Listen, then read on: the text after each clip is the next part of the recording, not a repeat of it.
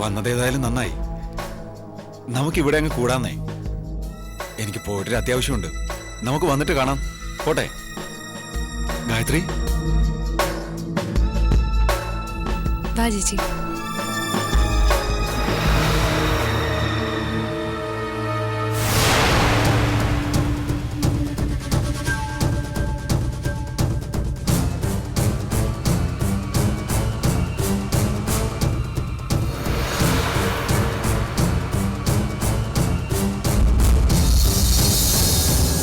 നിങ്ങളോട് 1000 തവണ ഞാൻ പറഞ്ഞതല്ലേ മനുഷ്യ, അതുങ്ങൾ ഇങ്ങോട്ട് കെട്ടിയെടുക്കരുതെന്ന്. അപ്പോ എന്റെ വാക്കിന് അത്രയ്ക്ക് വില നിങ്ങൾ കൽപ്പിക്കുന്നുള്ളൂ. നിന്റെ വാക്കിന് വില കൽപ്പിക്കാത്തതല്ല അംബികെ, ആ കുഞ്ഞുങ്ങളുടെ അവസ്ഥ അതായതുകൊണ്ടാ. ഒഴിഞ്ഞു മാറാൻ ശ്രമിക്കാനിട്ടല്ല. ആ ഐസക് ഡോക്ടറും ഭാര്യയും അടുത്ത ആഴ്ച ബാംഗ്ലൂരിലുള്ള മോളെ കാണാൻ പോകാനിരിക്കുക. അല്ലെങ്കിൽ അവര് കൊണ്ടുപോയനെ. പിന്നെ ഉള്ളതാ ലോട്ടറിക്കാരനാ. പട്ടിണിയും പ്രാരാബ്ധമായി കഴിയുന്ന അയാളുടെ കൂടെ എങ്ങനെയാ ആ കുഞ്ഞുങ്ങളെ പറഞ്ഞയക്കുക? ഓ, ഇവിടെ ആകുമ്പോ കാര്യങ്ങൾ സുഭിക്ഷമായിട്ട് നടക്കുമല്ലോ. എന്റെ സുരേട്ടാ, നിങ്ങൾ ഇത്രയ്ക്ക് മണ്ടനായി പോയല്ലോ. ഓരോരോ മുടന്ത ന്യായങ്ങൾ പറഞ്ഞ് അവറ്റകളെ നിങ്ങളുടെ തല കെട്ടിവെച്ചതാ അവര്. കേട്ട പാതി കേൾക്കാത്ത പാതി നിങ്ങളത് തലേ ചുമക്കുകയും ചെയ്തു. കഷ്ടം. നീ കിടന്ന് കയറ് പൊട്ടിക്കണ്ട. 2-3 മാസത്തിനകം ആ വീട് തിരിച്ചു പിടിക്കാൻ പറ്റുമെന്നാ ആ മാനേജർ വാര്യർ എന്നോട് പറഞ്ഞത്.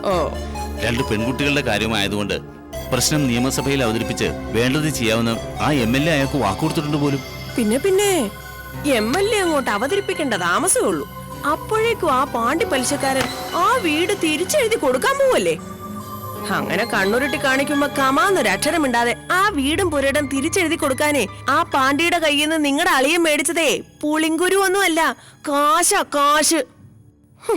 അതും കോടികള്. തൽക്കാലം രക്ഷപ്പെടാൻ വേണ്ടി MLA മാനേജറും ഒക്കെ എന്തെങ്കിലും പറഞ്ഞു എന്നിരിക്കും. അതും വിശ്വസിച്ച് നിങ്ങൾ ഓരോന്നും കാട്ടിക്കൂട്ടിയ ഒടുക്കം ഒട്ടകത്തിന് സ്ഥലം കൊടുത്ത പോലെയാവും. കൊണ്ടുവന്ന സ്ഥിതിക്ക് 1-2 ദിവസം ഇവിടെ നിന്നോട്ടെ. അത് കഴിഞ്ഞാൽ എവിടാന്ന് വെച്ചാ കൊണ്ട് കളഞ്ഞേക്കണം രണ്ടിനെ. നീ എന്ത് വർത്താനം അംബിക ഈ പറയുന്നത്? എവിടെയെങ്കിലും കൊണ്ട കളയാൻ അതുങ്ങളെന്താ വല്ല പൂച്ചക്കുട്ടിയോ പട്ടിക്കുട്ടിയോ മറ്റോ ആണോ? തൽക്കാലം കുറച്ചു നാളത്തേക്ക് നീ ഒന്ന് ക്ഷമിക്കുക. കൂടിയാൽ 1-2 മാസം. അതിനുള്ളിൽ ഞാൻ എന്തെങ്കിലും ഒരു മാർഗം ഉണ്ടാക്കാം. ഓ, നിങ്ങൾ ഇനി എന്തോ വഴി കണ്ടുപിടിക്കാനാ? ഒരു കാര്യം ഞാൻ പറഞ്ഞേക്കാം. തൊട്ടപ്പ തെറിച്ച ഒരു ബന്ധത്തിന്റെ പേരും പറഞ്ഞ് ആ കൊച്ചുങ്ങളെ ഈ വീട്ടിൽ വഴിക്കാനാണ് നിങ്ങളുടെ ഉദ്ദേശമെങ്കിൽ അത് നടക്കില്ല. അംബികെ, നീ ഇങ്ങനെ വാശി പിടിക്കാതെ. ബന്ധുത്വം നോക്കണ്ട. ആരോരുമില്ലാത്ത 2 പെൺകുട്ടികൾ, അതെങ്കിലും ഓർക്ക്. എന്നിട്ട് ഒരല്പം മനുഷ്യത്വം കാണിക്കും. നീയും 2 മക്കളെ പ്രസവിച്ചോളല്ലേ.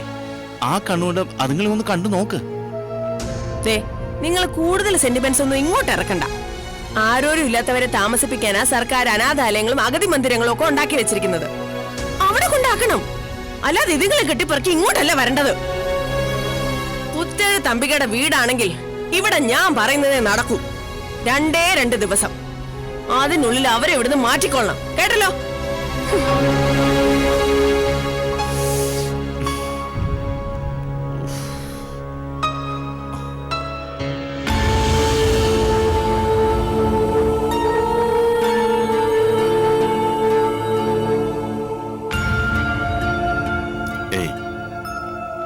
അവള് പറഞ്ഞൊന്നും മോള് കാര്യമാക്കണ്ട. അവളൊരു പ്രത്യേക ടൈപ്പാ.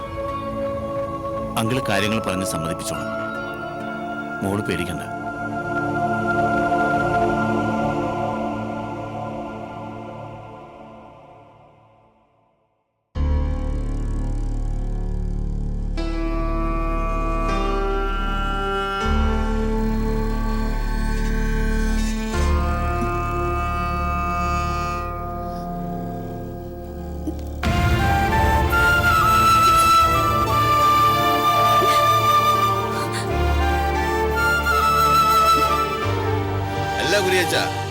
അങ്ങനെ വലിയ ചടങ്ങായിട്ടൊന്നുമില്ല. ഞങ്ങൾ വീട്ടുകാരും കുറച്ച് റിലേറ്റീവ്സ് അങ്ങനെയാ ഉദ്ദേശിക്കുന്നത്. അതിപ്പോ അടുത്ത മാസം അവന്റെ ലണ്ടനിൽ പോക്ക് ശരിയാവും. അതിനു മുമ്പ് നടത്തണം, അത്രേ ഉള്ളൂ. ഞാൻ പിന്നെ വിളിക്കാൻ കുരിച്ച. ശരി. ഞാനറിയാതെ എന്തൊക്കെയാ അപ്പച്ചി ഇവിടെ നടക്കുന്നേ? നാളെ എന്റെ മോതിരം മാറലാണോ? അത് അനിമോള് പറഞ്ഞില്ലേ നിന്നോട്? ഞാനത് നിന്നോട് പറയാൻ വരികയായിരുന്നു. പെട്ടെന്നായിരുന്നു പെണ്ണിന്റെ വീട്ടുകാർ ഈ ഒരു അഭിപ്രായം മുന്നോട്ട് വെച്ചത്. പ്രാഞ്ചി അച്ഛനുമായിട്ട് ആലോചിച്ചപ്പോ നാളെ ആയാലും കുഴപ്പമില്ലെന്നൊരു അഭിപ്രായം കിട്ടി. എന്നാ പിന്നെ നാളെ മനസ്സമ്മതവും വരുന്ന ഞായറാഴ്ച മിന്നു കിട്ടും അങ്ങ് നടത്താന്ന് വെച്ചു. ധൃതി പിടിച്ചാണെങ്കിലും കാര്യങ്ങൾ അങ്ങ് നടക്കട്ടെ എന്ന് തീരുമാനിച്ചു. ആരോട് ചോദിച്ചിട്ടാ? ആര് സമ്മതിച്ചിട്ടാ? എനിക്ക് ആ ബന്ധം ഇഷ്ടമല്ല എന്നൊരു 1000 തവണ ഞാൻ പറഞ്ഞിട്ടില്ലേ? എന്നിട്ടും എല്ലാവരും കൂടി അതിനെ എന്റെ തലയിൽ അടിച്ചേൽപ്പിക്കാനാണ് ഉദ്ദേശമെങ്കിൽ അത് നടക്കില്ല. ഞാൻ സമ്മതിക്കില്ല.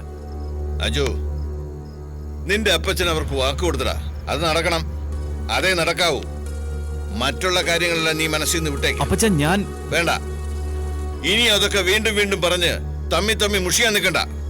ഇനി ഞങ്ങൾ പറയുന്നത് അനുസരിച്ചാ മതി. പറ്റില്ല. ഇത് എന്റെ ലൈഫാ. അവിടെ എന്റെ ഇഷ്ടം കൂടി നോക്കണ്ടേ അപ്പച്ച? നിങ്ങളൊക്കെ ഇനി എന്ത് പറഞ്ഞാലും ശരി, അയാളുടെ മകളെ ഇഷ്ടപ്പെടാൻ എനിക്ക് പറ്റില്ല. പിന്നെ നിനക്ക് ഓരെയാടെ ഇഷ്ടം? കടം കയറി ചത്തിയ മേനോന്റെ മോളെയോ? ഇത്രയ്ക്ക് മഹാഭാവിയായി പോയല്ലോടാ നീ. തിരുകുടുംബം വെച്ച് വണങ്ങുന്ന ഒരു കുടുംബത്തില് ഒരു അന്യജാതിക്കാരി പെണ്ണിനെ മരുമകളായി സ്വീകരിക്കണോടാ ഞാൻ? അതാണോടാ നീ മനസ്സിൽ കണ്ടിരിക്കുന്നത്? നടക്കില്ലടാ, അത് നടത്തില്ലടാ ഞാൻ. ഈ റാഹേലിന്റെ കൊക്കിൽ ജീവനുണ്ടെങ്കിൽ അങ്ങനെ ഒരുത്തിയുടെ കൂടെ പൊറുക്കാവുന്ന എന്റെ മോൻ സ്വപ്നം കാണണ്ട. അമ്മച്ചി, ദേവീത് ഞാൻ പറയുന്നൊന്ന് കേക്ക്. വേണ്ടടാ, നീ ഇനി ഒന്നും പറയണ്ട. നിന്നെ വിശ്വസിച്ചു പോയതാ എനിക്ക് നിന്റെ അപ്പച്ചനൊക്കെ പറ്റിപ്പോയ തെറ്റ്. എനിക്കോ ഇടിയാനോ എന്തെങ്കിലും പറ്റിപ്പോയാ കൂടെ പറഞ്ഞവൾക്ക് നീ തുണയുണ്ടാകുമെന്ന് സമാധാനിച്ചവരാ ഞങ്ങള്.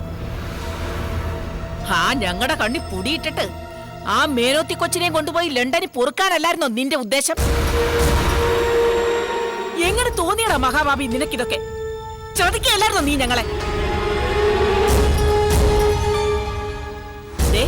ഒരു കാര്യം ഞാൻ പറഞ്ഞേക്കാം, ആ പെൺകൊച്ചിന്റെ വീട്ടുകാർക്ക് നിന്റെ അപ്പച്ചനും പ്രാഞ്ചിയച്ഛനും ചേർന്ന് കൊടുത്ത വാക്കാ. അതനുസരിച്ച് മോതിരന്മാരിലും മിന്നുകെട്ടും ഒക്കെ നടന്നിരിക്കണം. ഇല്ലെങ്കിൽ ആ മേനോൻ കൊച്ചിന്റെ തന്തയും തള്ളയും കാണിച്ച ധൈര്യം ഞാനും അങ്ങ് കാണിക്കും.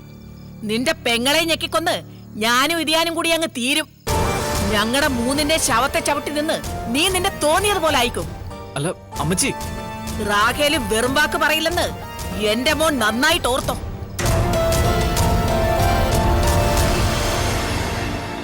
മോനെ വേണ്ടടാ, മറന്നേക്ക്. അതാ നല്ലത്, എളുപ്പം അതാ.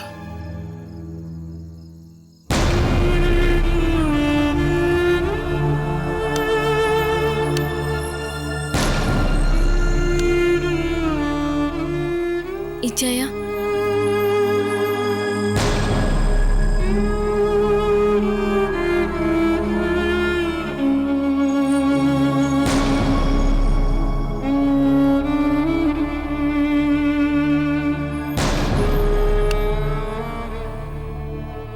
ഇച്ചായ,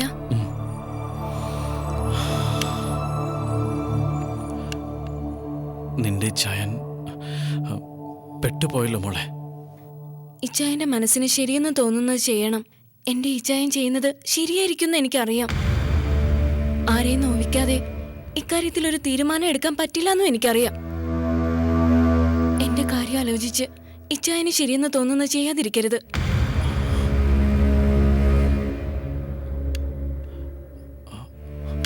മോളെ, എന്താ ഇച്ചായ? അല്ല ഇല്ല, ഒന്നുമില്ല. മോള് പൊക്കോ.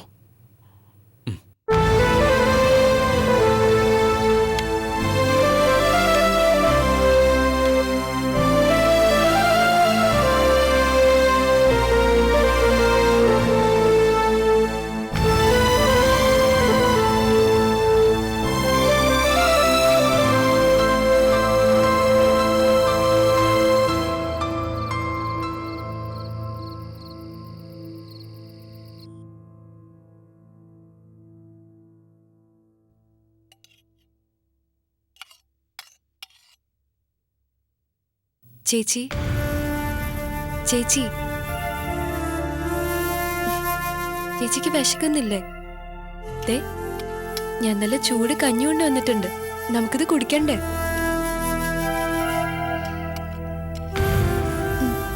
ദാ, കുടിച്ചേ. വാ തുറക്ക്.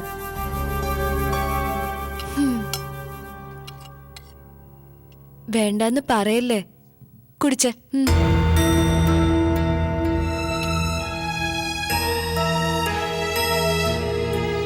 എന്താ, പനിയുണ്ടോ? ഏയ്, ചൂടൊന്നുമില്ല. ഇത് കഞ്ഞി കുടിക്കാതിരിക്കാനുള്ള നമ്പറാ. അത് പറ്റില്ല. ദാ, ഇന്നത്തെ ദിവസം ഒന്നും കഴിച്ചിട്ടില്ലല്ലോ. ദാ, ഇത് കുടിക്ക്. എന്താ ചേച്ചി? ചേച്ചിയുടെ ഗൗരിമോളല്ലേ തരുന്നേ? കഴിച്ചേ. കുടിക്ക് ചേച്ചി. വേണ്ട. എന്താ എന്താ അവിടെ? എന്തു പറ്റി? ഇത് പ്രാന്തം മട്ടൊന്നുമല്ല. തിന്നിട്ട് എല്ലിന്റെ ഇടയിൽ കയറിയ കുത്തല. ഇതിന് മരുന്നൊന്നും അല്ല ആവശ്യം. ഡീ കൊച്ചേ, തിന്നാനുള്ളതൊക്കെ ഇങ്ങനെ തട്ടിത്തെറിപ്പിക്കാനേ ഇത് നിന്റെ വീട്ടിൽ നിന്ന് കൊണ്ടുവന്ന വകയൊന്നും അല്ല. ഞങ്ങള് കഷ്ടപ്പെട്ട കാശ് കൊണ്ട് വാങ്ങിച്ച അരി സാധനങ്ങളുവാ. അല്ലാതെ നിന്റെ വീട്ടിലെ പോലെ നാട്ടുകാരെ പറ്റിച്ചുണ്ടാക്കുന്ന കാശൊന്നും ഈ വീട്ടിലില്ല. മനസ്സിലായോ? എന്താ എന്താ അംബികെ? എന്താണോ നിങ്ങൾ ഇത് കണ്ടോ? തിന്നുന്ന വകയോടാ നെകളിപ്പ് കാണിക്കുന്നത്. പിന്നെ എങ്ങനെ ഗുണം പിടിക്കാനാ? വിട്ടുകളാംബികെ, അവള് സുഖമില്ലാത്തൊരു കുട്ടിയല്ലേ? സുഖമില്ല പോലും. ഇത് അസുഖം വേറെയാ. മോളെ നാട്ടിയതുപോലെ ഇങ്ങനെ നിൽക്കാതെ ഇതൊക്കെ വൃത്തിയാക്കാൻ നോക്ക്. ആശ്രീകരങ്ങള്.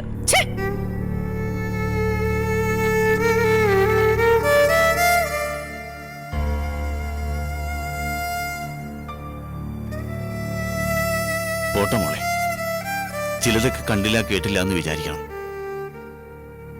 തൽക്കാലം ഇവളെയും കൊണ്ട് കഴിഞ്ഞു കൂടണ്ടേ? അത് മാത്രം മോളോർത്താ മതി. എനിക്കറിയാം അങ്ക്, ഈ വീട്ടിൽ നിന്ന് ഇറക്കി വിടാൻ ആന്റിക്ക് തോന്നരുതെന്ന് മാത്രമേ ഞാനിപ്പോ പ്രാർത്ഥിക്കുന്നുള്ളൂ. ഒന്നും അംബിക അറിഞ്ഞിട്ടില്ല.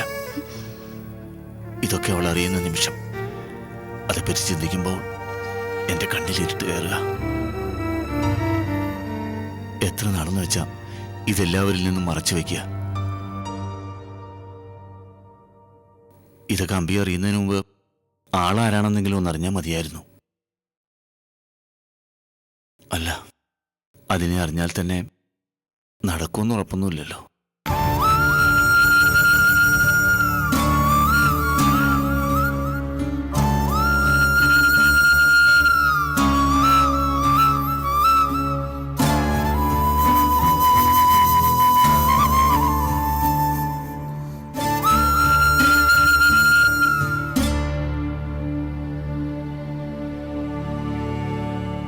പിതാവിന്റെയും പുത്രന്റെയും പരിശുദ്ധാത്മാവിന്റെയും നാമത്തിൽ ആമേൻ. ആമേൻ.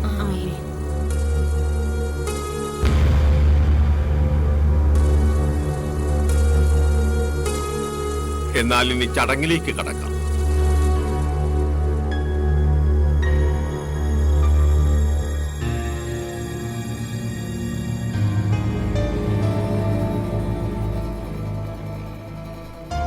ഇതാ മോനെ, ഇതാ മോളെ.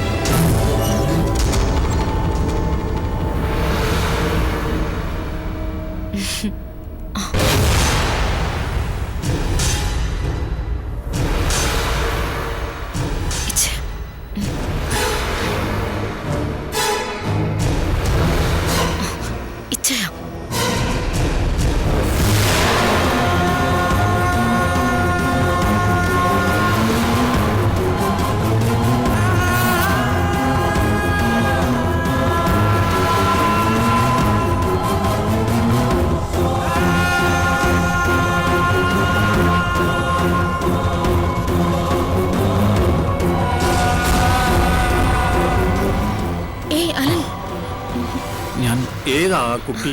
എന്റെ പരിചയക്കാരിയാ ഫാദർ. ഞാൻ ഇപ്പൊ വരാം. നിക്ക്, അവർ സംസാരിച്ചിട്ട് വരട്ടെ. നീ ഇങ്ങോട്ട് വന്നേ. എല്ലാവർക്കും കാപ്പി എടുത്തു വെച്ചിരിക്കുന്നു. വന്നാട്ടെ.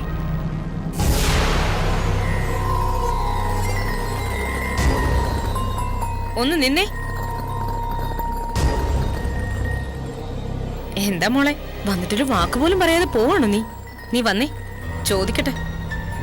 വാ പെണ്ണേ, ചുമ്മാ ബലം പിടിക്കല്ലേ ഇന്ന്.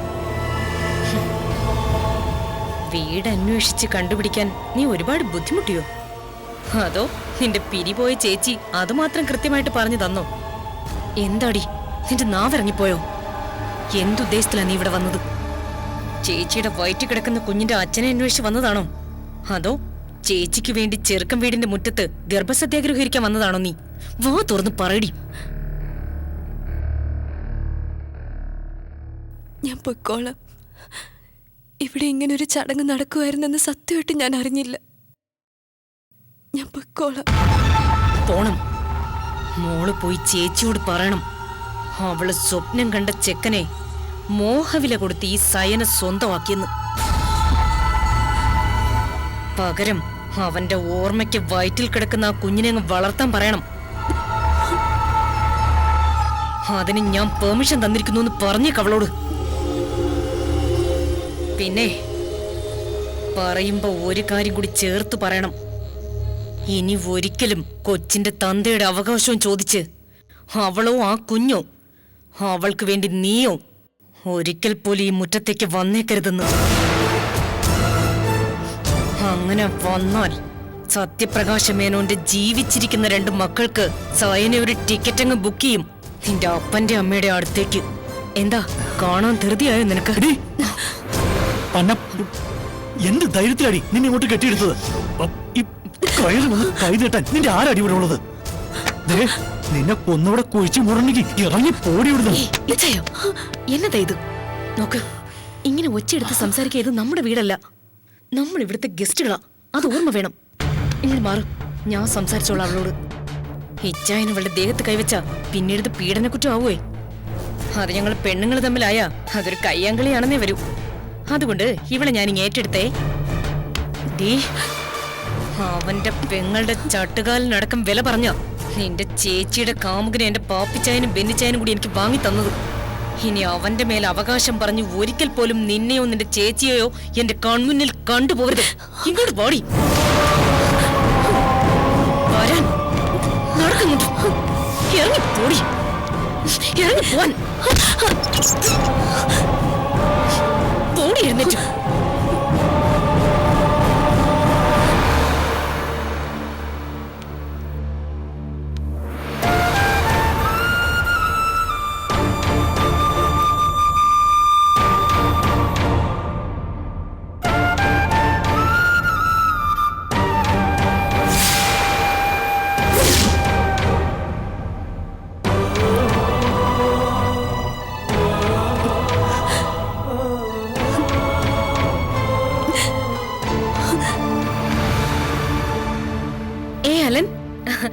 ഗൗരിയാണ് അന്വേഷിക്കുന്നെങ്കിൽ അവള് പോയി. സാരല്ല, അവളെ ഞാൻ കാര്യങ്ങളൊക്കെ ബോധ്യപ്പെടുത്തി സമാധാനമായിട്ട് അയച്ചേ. ഇനി അവളെ തിരിച്ചു വിളിച്ച് വെറുതെ ഇവിടെ ഒരു സീൻ ഉണ്ടാക്കാൻ നിൽക്കണ്ട. എന്തിനാ വെറുതെ എല്ലാവരും അറിയിക്കുന്നേ? അലൻ വാ, നമ്മളെ അവരെ അന്വേഷിക്കും. വന്നേ വാ. വന്ന് നിലത്ത് കാലുറപ്പിച്ച് ചവിട്ടിയില്ല, അതിനു മുമ്പ് തന്നിഷ്ടം കാണിക്കാൻ പോയിരിക്കുന്നു. ശരിയാവില്ല, ഇത് ഇവിടെ ശരിയാവില്ല. ഞാൻ അപ്പോഴേ പറഞ്ഞതല്ലേ, നിങ്ങൾ ഒറ്റ ഒരാളാ ഇതിനൊക്കെ വളം വെച്ച് കൊടുക്കുന്നത്. ഞാൻ എന്ത് ചെയ്തു എന്നാ നീ പറയുന്നത്? അവൾ അവളുടെ കൂട്ടുകാരിയെ ഒന്ന് കണ്ടിട്ട് വരാമെന്ന് പറഞ്ഞപ്പോ ഞാനതങ്ങ് സമ്മതിച്ചു. അത് ഇത്രയും വലിയ അപരാധമായി പോകുന്ന ഞാൻ വിചാരിച്ചില്ല. നിങ്ങളോട് മാത്രം ചോദിച്ചാ പോരല്ലോ, പിന്നെ ഞാൻ ഇവിടുത്തെ ആരാ? എന്നോട് ചോദിച്ചാ വിടില്ലാന്ന് അവക്ക് നല്ലോണം അറിയാം. അതുകൊണ്ടാ സൂത്രത്തിൽ നിങ്ങളോട് മാത്രം ചോദിച്ചിട്ട് അവള് തടി തപ്പിയത്. അവൾ അവളുടെ ഒരു ഫ്രണ്ടിനെ കാണാൻ പോയത് ഇത്രയും വലിയ ഇഷ്യൂ ആക്കേണ്ട കാര്യമുണ്ടോ? കാര്യമുണ്ട്. പോയത് ഫ്രണ്ടിനെ കാണാൻ തന്നെയാണെന്നുള്ളതിന് എന്താ ഇത്ര ഉറപ്പ്? അല്ലെങ്കിൽ തന്നെ ഫ്രണ്ട് എന്ന് പറഞ്ഞാ കൂട്ടുകാരനും ഒക്കെ ആവാലോ. ദേ, വല്ല പേരുദോഷം കേൾപ്പിച്ച അവക്കും അവിടെ ചേച്ചിക്ക് നഷ്ടപ്പെടാൻ ഒന്നുമില്ല. അതുപോലെയല്ല എനിക്ക്. പ്രായം തികഞ്ഞു നിൽക്കുന്ന ഒരു പെങ്കൊച്ച് ഈ വീട്ടിലും ഉണ്ട്. അവളെ കൊള്ളാവുന്ന ഒരുത്തന്റെ കൂടെ പറഞ്ഞു വിടാനുള്ളതാണെന്നുള്ള ബോധം നിങ്ങൾക്കോ ഇല്ലെങ്കിലും എനിക്കുണ്ട്. അത് മറക്കണ്ട.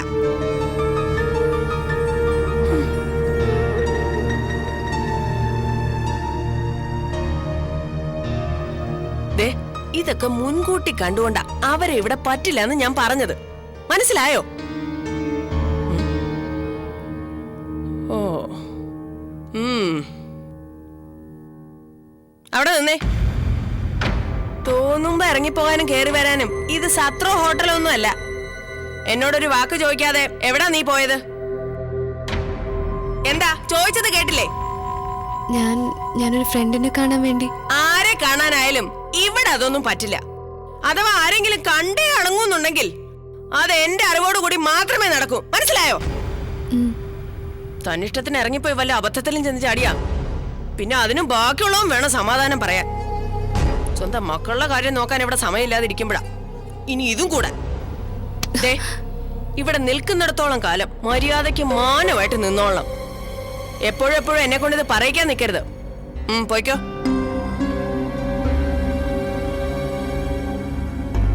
ദേ, ഇടയ്ക്കിടയ്ക്ക് ഇതുപോലെ ഡോസ് കൊടുത്തില്ലെങ്കിലേ പെണ്ണങ്ങ് പെരപ്പുറത്ത് കയറും.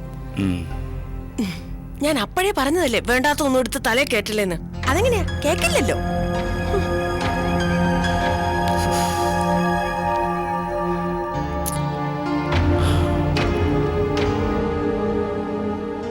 വീടോ? നമ്മുടെ വീടോ? ഇല്ല, അവിടെ അച്ഛനുണ്ട്. എനിക്ക് പേടിയാ. നമ്മുടെ വീടോ? ഇല്ല, ഞാൻ വരില്ല. അവിടെ അച്ഛനുണ്ട്.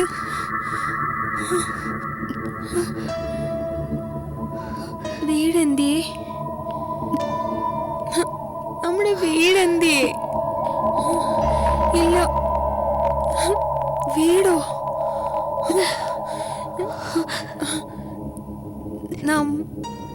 നമ്മുടെ വീടോ?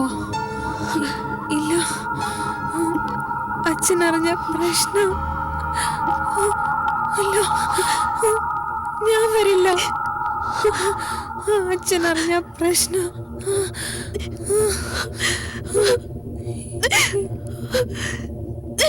നമ്മുടെ വീടോ?